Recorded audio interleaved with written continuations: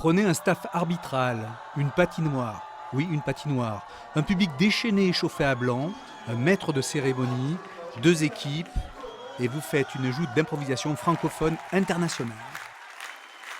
Ce soir, le match se déroule au Pôle de l'Anneau et l'équipe locale de la balise rencontre celle de l'Ips du Québec.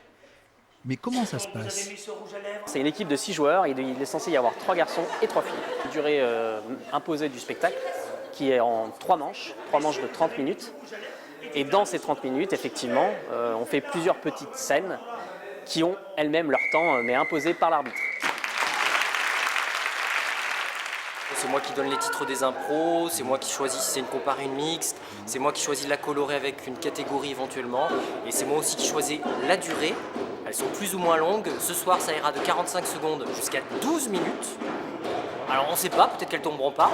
Et aussi, on définit le nombre de joueurs sur l'improvisation. Est-ce que c'est un joueur par équipe? Est-ce que c'est 2? Est-ce que c'est tous les joueurs ou est-ce que c'est libre? Eh bien, ce serait pour avoir une explication sur la nature de... C'est faux. Oh, mais quel cabotin vous faites. Alors, je vais expliquer rapidement. Tout simplement, un match d'improvisation se déroule classiquement avec 6 joueurs, un coach. Il y a 5 joueurs de ce côté et 6 joueurs là. Donc, faute de chacun des 2 côtés.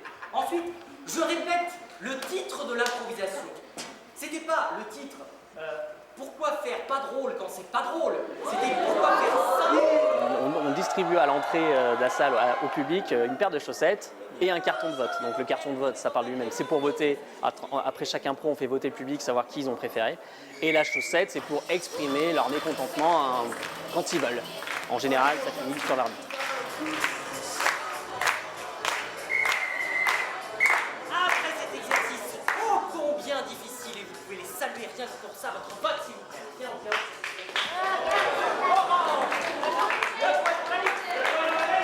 Jouer avec des Québécois, ça entraîne un certain rythme, une certaine ambiance qu'on ne retrouve pas dans les autres matchs. Donc c'est toujours un plaisir infini de les recevoir et c'est pour ça aussi que chaque année on fait très vite salle comble au niveau du Québec parce que les gens ils sont très friands de ce qu'eux proposent et c'est vrai que c'est différent de ce qu'on a l'habitude de voir.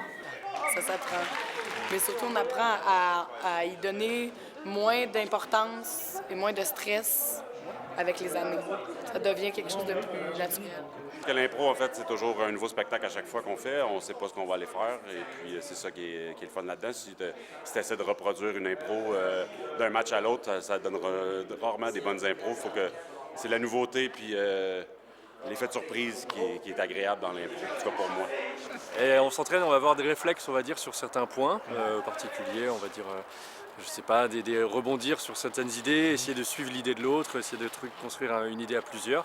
Et après, voilà, c'est l'équipe, on va dire, qui fait le reste. C'est vrai que les gens viennent là plutôt pour passer un bon moment et pour rire. Mais effectivement, quand les joueurs sont en osmose et quand ils arrivent à construire quelque chose, pas forcément, on s'imagine qu'il y a 2 émotions dans la vie, le rire et le tragique ou dramatique. Mais il n'y a pas du tout ça.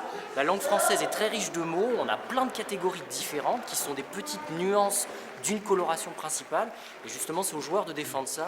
C'est quand même un entraînement, on peut pas, l'improvisation n'est pas tant improvisée que ça si ce n'est sur scène, mais avant il y a quand même, on a des ateliers pour s'entraîner, pour travailler ensemble, pour essayer des choses. On a tous un petit peu, il y a des domaines qu'on maîtrise un petit peu mieux que d'autres.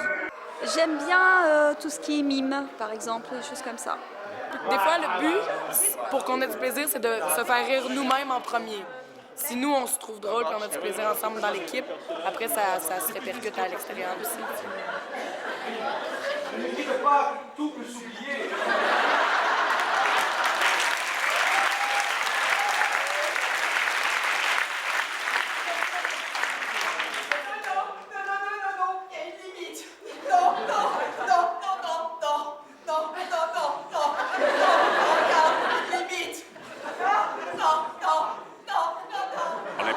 Peu importe notre métier, peu importe ce qu'on fait dans la vie, on se retrouve souvent, par exemple, dans une boîte, tu as un conseil d'administration, il faut que tu animes une réunion, tu fais de l'improvisation, quelque part.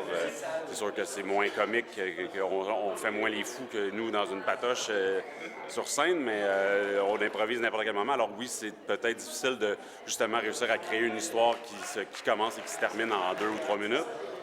Mais avec la pratique, on y arrive très facilement. Puis même s'il n'y a pas de fin à une histoire, c'est pas plus grave que ça non plus. C'est une improvisation, c'est éphémère. C'est un truc qui existe pendant quelques minutes. Après ça, Une fois que l'arbitre a sifflé la fin de l'impro, ben c'est terminé, ça n'existe plus. Ici, j'ai vu très clairement Isabelle Beaubreuil, mais je sifflerai la faute à l'équipe entière, faire ceci avec ses lunettes.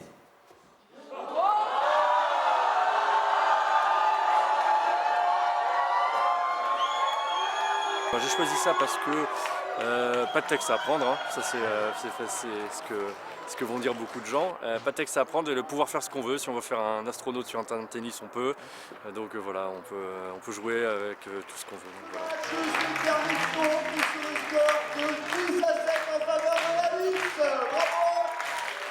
Ainsi, de ces scènes d'improvisation, jaillissent d'éphémères moments de création, de rire et de poésie. Ce spectacle permet un retour vers ce que le théâtre était à l'origine, populaire.